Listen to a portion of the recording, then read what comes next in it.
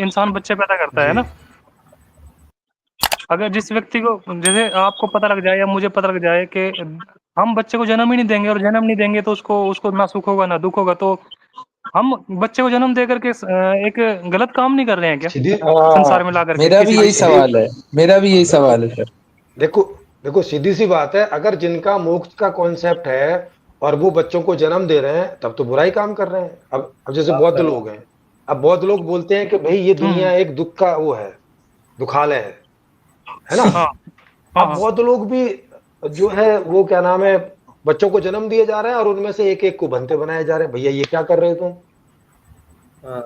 बिल्कुल। जब आपको ये बात क्लियर हो गई कि भैया यहाँ ये दुखालय है, तो फिर नई जिंदगी को क्यों जन्म दे रहे हो?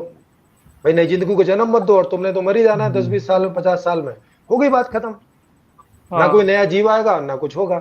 लेकिन ना बुद्ध ऐसा कहीं बोल गए कि भाई साहब जन्म देना बंद करो, नहीं, लोगों को ये जरूर बोल गए कि दिन में एक बार खाना है, आधी चद्दर ओढ़नी है पेड़ के नीचे। भाई ये क्या करवा रहे हो यार? ये तुम दुख कम कर रहे हो कि बढ़ा रहे हो? पेड़ के नीचे मच्छरों से कटवा के दुख बढ़ेगा कि कम होगा? 6 घंटे साधना में बैठ के घुटने में दर्द पैदा करके दुख बढ़ेगा कि कम होगा?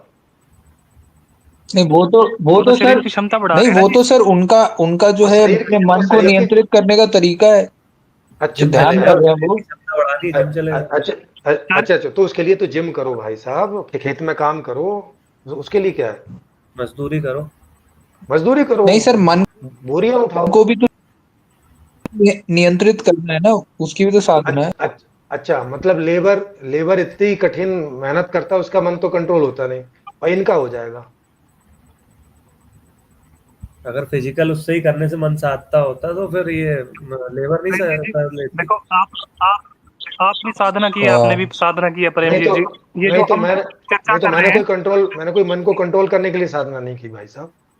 मैं हाँ, मैं ऐसे लेकिन ये जो मैं ऐसे उटपटांग ये जो काम नहीं चर्चा करता। हो रही हाँ है, तो उसको सही भी नहीं कह रहे। मैं कह रहा हूँ प्रेम जी, ये जो चर्चा हो रही है ना, ये भी एक साधना ही है। मतलब व्यक्ति की समझ बढ़ रही है इससे, है ना, तो कुछ ज्ञान के चीजें तो भाई दिमाग में से साहब क्लियर होती ज्ञान के है। लिए कर रहे हैं। साधना नहीं है जो ये, हाँ जो साधना मतलब और इसको साधना नहीं मेडिटेशन बोलते करना। हैं, इसको इसको जानना बोलते हैं। मतलब ये तो ज्ञान का मार्ग है ना, जैसे स्कूल में गए, वहां पे पढ़ा लिखा वो किया, प्रकृति का अध्ययन किया, रिसर्च की।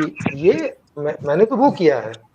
मैंने थोड़ी किया है कि ठीक। साध रहे भाई साहब, पैर को उठा के इधर रखा और भाई ये इससे क्या ज्ञान मिलने वाला है?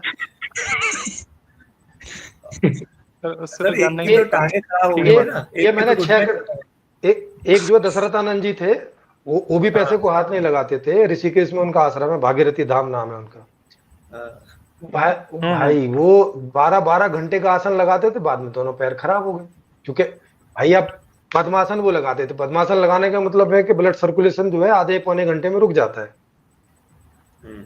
अब उसी ब्लड सर्कुलेशन रुके हुए में आप 10 घंटे बैठोगे तो भैया पैरों में प्रॉब्लम खड़ी हो जानी, उनकी टांगों में दर्द रहने लग गया।